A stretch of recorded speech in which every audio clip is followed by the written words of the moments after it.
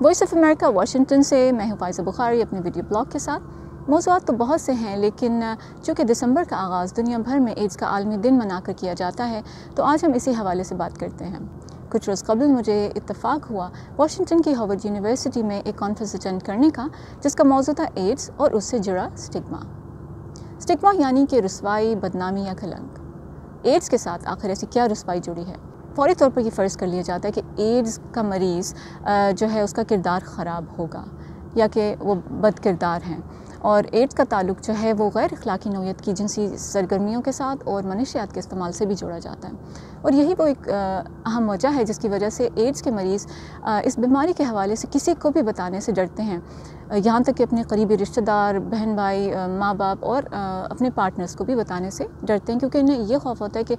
انہیں بد کردار کہہ کر جو ہے معاشرے سے الگ کر دیا جائے گا۔ اس کانفرنس میں یہ بتایا گیا کہ جب لوگوں کو کسی بیماری کے حوالے سے مکمل معلومات نہیں ہوتی تو بہت سی باتیں وہ فرض کر لیتے ہیں، یعنی کہ بہت سے مفروضات قائم کر لیے جاتے ہیں اس بیماری کے حوالے سے، اور اسی لیے اس طرح کے منفی سٹگماز جو ہیں وہ جنم لیتے ہیں۔ سب سے پہلے تو یہ کہ اس بیماری کا ناطہ جنسی سرگرمیوں سے یا پھر منشیات کے استعمال سے جوڑا جاتا ہے، لیکن اس بیماری کا جو وائرس ہے یعنی کہ HIV، اس کے منتقل ہونے کی اور بھی بہت سی وجوہات ہو سکتی ہیں، اور اکثر تو یوں ہوتا ہے کہ ایڈز کے مریض جو ہیں وہ یہ جانتے ہی نہیں کہ کب اور کہاں انہیں اس بیماری کا وائرس جو ہے وہ منتقل ہو گیا۔ جیسے کانفرنس میں ایک خاتون سے میری ملاقات ہوئی، انہوں نے مجھے بتایا کہ انہیں زیادتی کا نشانہ بنایا گیا، جس کے بعد ان میں یہ بیماری منتقل ہو گئی، لیکن معاشرے نے ان کے ساتھ بہت برا سلوک کیا۔ ایک دوسری غلط فہمی جو اس بیماری سے جڑی ہے وہ یہ کہ اکثر لوگ یہ سمجھتے ہیں کہ یہ چھوت کی بیماری ہے، یعنی ایڈز کا مریض اگر آپ کو چھو بھی لے گا تو یہ بیماری آپ میں منتقل ہو جائے گی، اور پھر اس کے بعد ایونچولی یہ ہوگا کہ آپ کی جو ہے موت واقع ہو جائے گی۔ میں آپ کو اپنا ایک واقعہ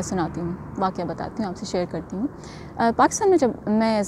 بطور ایک صحافی کام کر رہی تھی تو مجھے ایک کانفرنس میں جانا تھا جہاں پر بہت سے ایڈز کے مریض جو ہیں وہ بھی انوائٹڈ تھے۔ تو مجھے کسی نے خاص طور پہ یہ کہا کہ دیکھیے آپ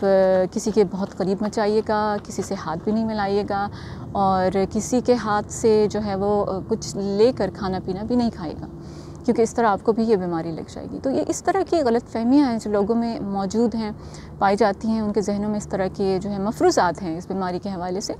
یہ چھوت کی بیماری نہیں ہے، صرف چھونے سے یا کسی کے ساتھ بات کر لینے سے یا ان کے ساتھ بیٹھ کے کھانا پینا کرنے سے یہ آپ کو بیماری نہیں لگتی ہے۔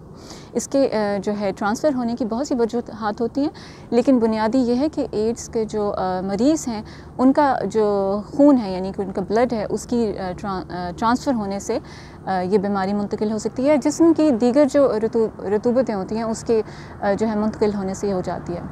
پھر اس کے ساتھ جو ایک غلط فہمی یہ جوڑی جاتی ہے کہ ایڈز کے مریض جو ہیں ان کی زندگی ایونچولی ختم ہو جائے گی، یعنی کہ ان کے بچنے کا کوئی امکان نہیں ہوتا۔ یہ بھی ایک بڑی غلط فہمی ہے جس کی وجہ سے لوگوں کے ذہنوں میں اس بیماری کے حوالے سے بہت خوف موجود ہے۔ حقیقت یہ ہے کہ اس بیماری کا علاج موجود ہے، یہ قابل علاج مرض ہے، اور اس کی اگر بر وقت تشخیص کر لی جائے تو اس کی ادویات جو ہیں وہ اس کے وائرس یعنی HIV کو غیر فعال یعنی انیکٹیو کر دیتی ہیں، اور ایڈز کے مریض جو ہیں وہ بالکل نارمل زندگی جو ہے وہ گزار سکتے ہیں باقی تمام لوگوں کی طرح۔ کانفرنس میں یہ کہا گیا کہ ایڈز کے مریض جو ہیں دانستہ یا غیر دانستہ کسی بھی وجوہات کی بنا پر اگر انہیں یہ بیماری لگ جاتی ہے تو ان کا بھی زندگی کی خوشیوں پر اتنا ہی حق ہے جتنا باقی تمام لوگوں کا۔ پاکستان میں بھی اس بیماری کا علاج جو ہے مفت کیا جاتا ہے۔ پاکستان کا جو نیشنل ایڈز کنٹرول پروگرام ہے اس کے تحت ملک بھر میں 33 سینٹرز ایسے ہیں جہاں پر اگر ایڈز کے پیشنٹس اپنے آپ کو رجسٹر کرا لیں تو وہاں پر ان کو مفت ادویات بھی دی جاتی ہیں اور ان کا علاج بھی کیا جاتا ہے، اور ان کے اعداد و شمار کے مطابق 2013 میں 4000 سے کم ایڈز کے مریض تھے جو ان کے ساتھ رجسٹرڈ تھے، لیکن اس سال جو ہے یہ شرح بڑھ چکی ہے اور تقریباً 15000 سے کچھ زیادہ لوگ جو ہیں اپنا علاج وہاں سے کروا رہے ہیں، جو کہ ایک بہت حوصلہ افزا ٹرینڈ ہے۔ مہذب معاشرے تمام افراد کو ساتھ لے کر چلتے ہیں، خواہ کسی کو ذہنی بیماری ہو یا پھر جسمانی بیماری۔ نفرت بیمار سے نہیں بلکہ بیماری سے کی جانی چاہیے۔